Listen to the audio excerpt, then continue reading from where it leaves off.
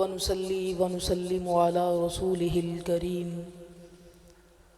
أما بعد فأعوذ بالله من الشيطان الرجيم بسم الله الرحمن الرحيم هو الأول والآخر والظاهر والباطن وهو بكل شيء عليم صدق الله العظيم وصدق رسوله النبي الكريم الأمين إن الله وملائكته يصلون على النبي يا أيها الذين آمنوا صلوا عليه وسلموا تسليما مولاي صل وسلم دائما أبدا على حبيبك خير الخلق كلهم فهو الذي تم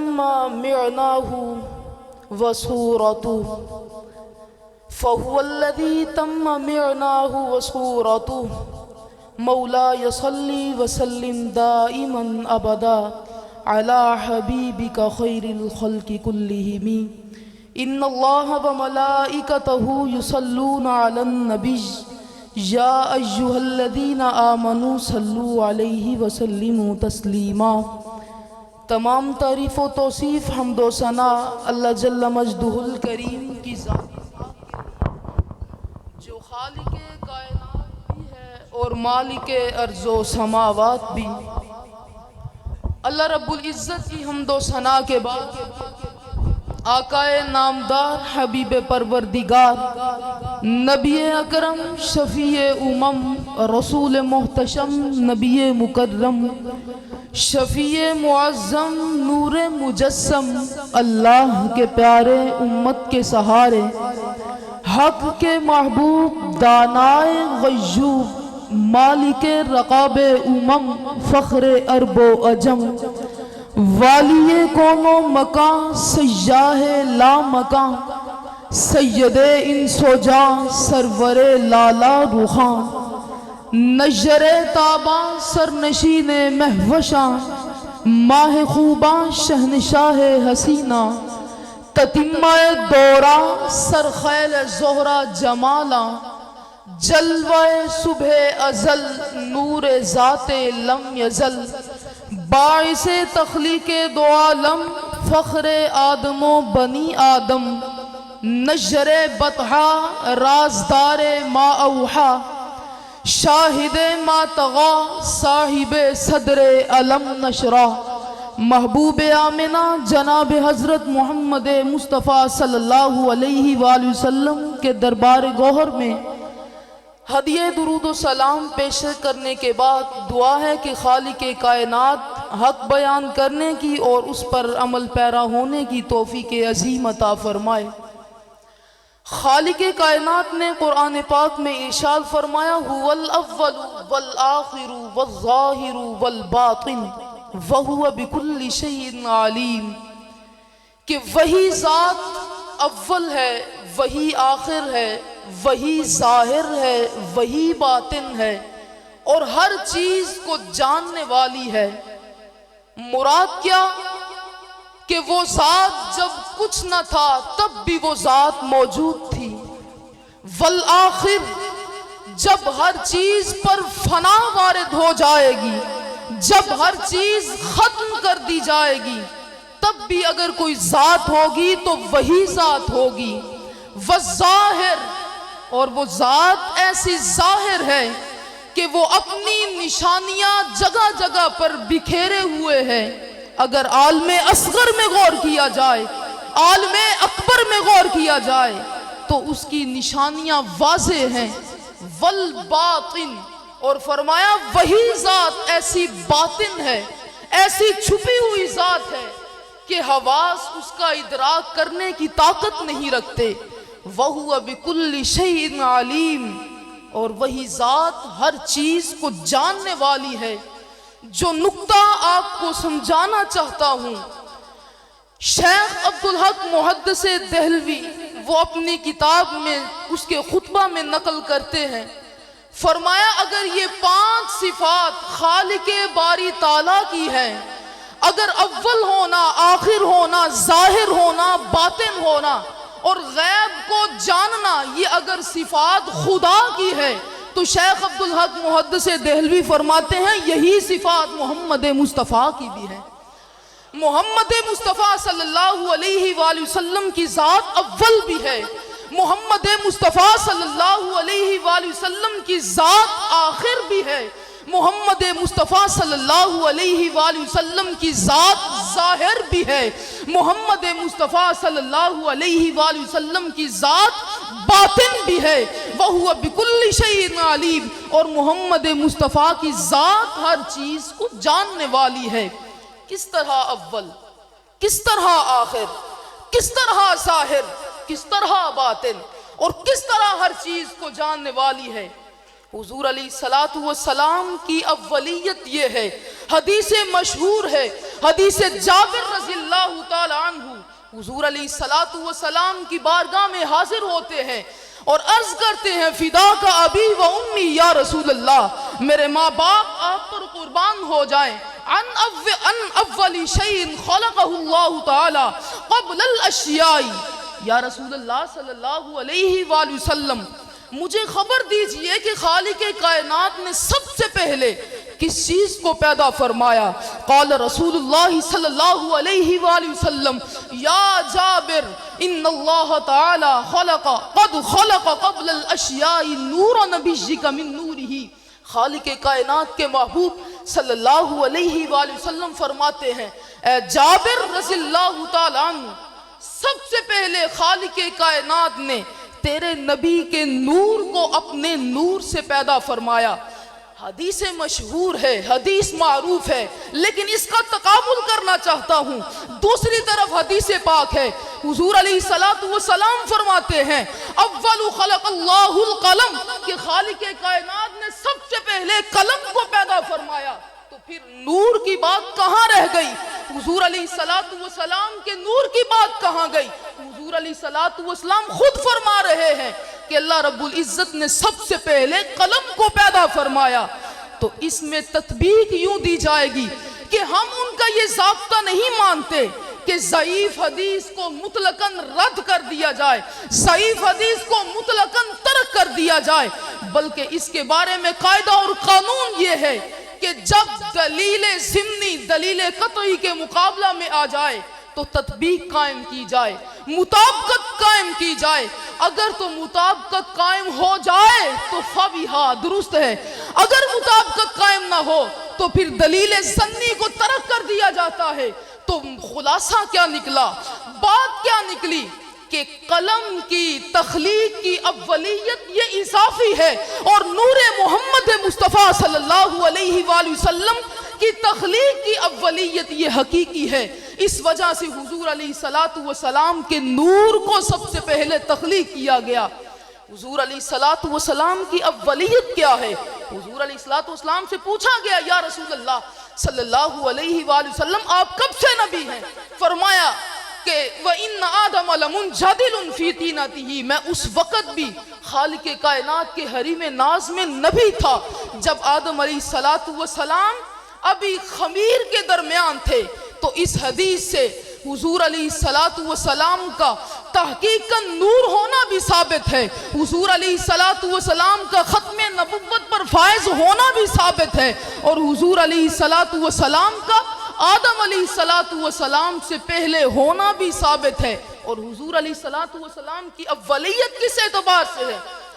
امام راضی فرماتے ہیں، فرمایا الست بربکم، جب خالق کائنات نے فرمایا تو سب سے پہلے جس روح نے اقرار کیا تھا وہ کوئی اور روح نہیں تھی بلکہ تاجدار کائنات محمد الرسول اللہ کی روح تھی۔ سب سے پہلے حضور علیہ السلام نے عرض کیا قالوا بلا، کہ ہاں میں آپ کو اپنا رب مانتا ہوں، الست بربکم۔ اور حضور علیہ السلام کی اولیت کس اعتبار سے ہے؟ حضور علیہ السلام فرماتے ہیں، فرمایا کہ وَأَوَّلُ مَنْ يَنْشَقُّ عَنْهُ الْقَبَرُ، فرمایا سب سے پہلے اگر قبر سے نکلوں گا، سب سے پہلے روضہ پاک سے اگر کوئی ذات نکلے گی وہ کوئی اور ذات نہیں، محمد الرسول اللہ کی ذات ہوگی۔ فرمایا وَأَوَّلُ شَافِعٍ وَأَوَّلُ مُشَفَّعٍ، فرمایا اگر کوئی ذات سب سے پہلے شفاعت کرے گی تو وہ کوئی اور ذات نہیں بلکہ محمد الرسول اللہ کی ذات ہوگی۔ وَأَوَّلُ مُشَفَّعٍ، اگر سب سے پہلے کسی ذات کی شفاعت کو قبول کیا جائے گا وہ کوئی اور ذات نہیں بلکہ محمد الرسول اللہ کی ذات ہوگی۔ اور حضور علیہ السلام آخر کس اعتبار سے ہیں؟ حضور علیہ السلام آخر اس اعتبار سے ہیں کہ حضور علیہ السلام کو تخلیق پہلے کیا گیا لیکن مبعوث آپ کو بعد میں کیا گیا۔ حضور علیہ السلام کو سب نبیوں سے آخر میں بھیجا گیا۔ وہ جو نہ تھے تو کچھ نہ تھا، وہ جو نہ ہو تو کچھ نہ ہو، جان ہے وہ جہان کی، جان ہے تو جہان ہے۔ حضور علیہ السلام کی ذات اس اعتبار سے آخر ہے۔ اور فرمایا حضور علیہ السلام کی ذات ظاہر کس اعتبار سے ہے؟ ظاہر اس اعتبار سے ہے کہ حضور علیہ السلام کا چہرہ مبارک جو کوئی بھی دیکھتا حضور پر کلمہ پڑھ لیتا، حضور علیہ السلام کا کلمہ پڑھ کر مسلمان ہو جاتا۔ حضرت علی المرتضیٰ رضی اللہ تعالیٰ عنہ عرض کرتے، فرمایا میں حضور علیہ السلام کے ساتھ چل رہا ہوں، پیچھے سے آواز آتی ہے السلام علیکہ یا محمد صلی اللہ علیہ وآلہ وسلم۔ میں پیچھے دیکھتا ہوں کوئی ذات موجود نہیں، دوبارہ سے یہی آواز آتی ہے، پیچھے دیکھتا ہوں کوئی چیز نظر نہیں آتی۔ میں نے عرض کی یا رسول اللہ صلی اللہ علیہ وآلہ وسلم، میں ایک آواز کو سنتا ہوں، کوئی کہنے والا کہتا ہے السلام علیکہ یا محمد، لیکن نظر کوئی ذات نہیں آتی۔ حضور علیہ السلام نے فرمایا علی المرتضیٰ اس پتھر کی طرف دیکھو، جب ابھی میری عمر 40 سال نہیں ہوئی تھی، جب خالق کائنات نے مجھ پر وحی کا نزول کی ابتدا نہیں کی تھی، جب میں اس پتھر کے پاس سے گزرتا یہ پتھر مجھے تب بھی پہچانتا تھا اور میری ذات پر درود پڑا کرتا تھا۔ اس اعتبار سے حضور علیہ السلام کی ذات ظاہر ہے۔ سیدہ عائشہ صدیقہ طیبہ طاہرہ رضی اللہ تعالی عنہا فرماتی ہیں لنا شمس وللآفاق شمس، کہ ہمارا بھی ایک سورج ہے اور آسمانوں میں بھی ایک سورج ہے۔ وشمسی خیر من شمس السماء، فرمایا لیکن میرا جو سورج ہے وہ آسمان کے سورج سے بڑا بہتر ہے۔ فإن الشمس تطلع فی فجر، فرمایا بعد فجر، فرمایا جو سورج ہے وہ فجر کے بعد طلوع ہوتا ہے، لیکن وشمسی طالع بعد العشاء، لیکن میرا جو محبوب ہے، میرا جو سورج ہے وہ صبح کو نہیں بلکہ شام کے بعد طلوع ہوا کرتا ہے۔ یہ حضور علیہ السلام کی ظاہرت۔ اور کسی نے کیا خوب کہا، بلبل نے گل ان کو کہا، قمری نے سرو جاں فضا، بلبل نے گل ان کو کہا، قمری نے سرو جاں فضا، حیرت نے جھنجھلا کے کہا یہ بھی نہیں وہ بھی نہیں، خورشید تھا کس زور پر کیا بڑک کے چمکا تھا کمر، بے پردہ جب وہ رخ ہوا یہ بھی نہیں وہ بھی نہیں۔ حضور علیہ السلام ظاہر اس اعتبار سے ہیں، اور پھر حضور علیہ السلام باطن کس اعتبار سے ہیں؟ سیدنا صدیق اکبر رضی اللہ تعالیٰ عنہ حضور کی خدمت میں حاضر ہوتے اور عرض کرتے ہیں یا رسول اللہ صلی اللہ علیہ وآلہ وسلم، ہر لمحہ ہر لحظہ آپ کے ساتھ رہتا ہوں، کیا میں آپ کی حقیقت کو سمجھتا ہوں؟ حضور علیہ السلام نے فرمایا من لم یعرفنی حقیقہ غیر ربی، فرمایا میری حقیقت کو میرے رب کے سوا کوئی نہیں سمجھ سکتا۔ صدیق اکبر تو میرے ساتھ رہتا ہے، میرے ساتھ غار میں راتیں گزارتا ہے، میری رفاقت اختیار کرتا ہے، لیکن یہ بات اپنے ذہن میں کبھی نہ لے کر آنا۔ فرمایا اگر میری حقیقت کو کوئی ذات جانتی ہے وہ خدا کے سوا کوئی ذات نہیں جانتی۔ باطن اس اعتبار سے ہیں وَهُوَ بِكُلِّ شَيْءٍ عَلِيمٌ، اور ہر چیز کو جاننے والی ذات حضور علیہ السلام کی کس طرح ہے؟ حضور علیہ السلام کس اعتبار سے ہر چیز کو جاننے والے ہیں؟ آخری حدیث کو عرض کر کے اجازت چاہوں گا۔ حضور علیہ السلام نے صحابہ سے فرمایا اَيُّ الْخَلْقِ أَعْجَبُ إِلَيْكُمْ إِيمَانًا، فرمایا میرے صحابہ ذرا خبر تو دو کہ تمہارے نزدیک سب سے عجیب تر ایمان کس کا ہے؟ اَيُّ الْخَلْقِ أَعْجَبُ إِلَيْكُمْ إِيمَانًا، فرمایا تمہارے نزدیک سب سے عجیب تر ایمان کس کا ہے؟ صحابہ اکرام رضی اللہ تعالیٰ عنہ نے عرض کی قالوا الملائکہ، یا رسول اللہ ملائکہ کا ایمان بڑا عجیب تر ہے۔ حضور علیہ الصلوۃ والسلام نے فرمایا وَمَا لَهُمْ لَا يُؤْمِنُونَ وَهُمْ عِندَ رَبِّهِمْ۔ صحابہ ملائکہ کا ایمان کیسے عجیب تر ہوا؟ وہ تو ہر وقت خالق کائنات کے دربار میں رہتے ہیں، ہر وقت وہ خالق کائنات کے پاس رہتے ہیں، تسبیح اور تحلیل کرتے رہتے ہیں۔ اگر وہ بھی ایمان نہیں لائیں گے تو پھر اور کون لائے گا؟ حضور علیہ الصلوۃ والسلام نے پھر سے سوال کیا اَيُّ الْخَلْقِ أَعْجَبُ إِلَيْكُمْ ایمانا، میرے صحابہ خبر دو مجھے بتاؤ سب سے عجیب ایمان کس کا ہے؟ قالوا فالنبیون، یا رسول اللہ صلی اللہ علیہ وآلہ وسلم اگر ملائکہ کا ایمان عجیب تر نہیں ہے تو پھر نبیوں کا ایمان عجیب تر ہوگا۔ قال رسول اللہ صلی اللہ علیہ وآلہ وسلم وَمَا لَهُمْ لَا يُؤْمِنُونَ وَالْوَحْيُ يَنزِلُ عَلَيْهِمْ، فرمایا میرے صحابہ نبیوں کا ایمان عجیب کیسے ہو سکتا ہے کہ ہر لمحہ ان پر خالق کائنات کی طرف سے وحی کا نزول ہوتا ہے، وہ اللہ رب العزت کے قرب میں رہتے ہیں، اگر وہ بھی ایمان نہیں لائیں گے تو پھر کون ایمان لائے گا؟ حضور علیہ الصلوۃ والسلام نے پھر سے سوال کیا۔